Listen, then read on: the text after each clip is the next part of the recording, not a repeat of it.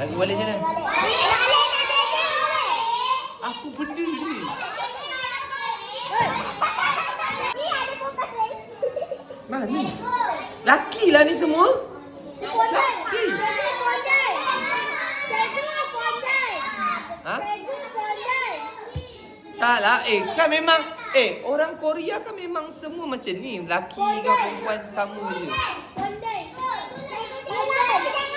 Dengar, yang ni bukannya perempuan. Yang ni semua lelaki. Tengok ni, laki. Tapi kenapa dia pakai seksi? Laki.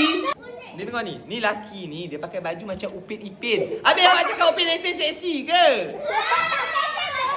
Dia pakai singlet. Dia namanya singlet laki. Singlet. Top crop kau. Kita nak nyanyi. Nak lagu apa? Nak statue? Duduk. Duduk. Aduh.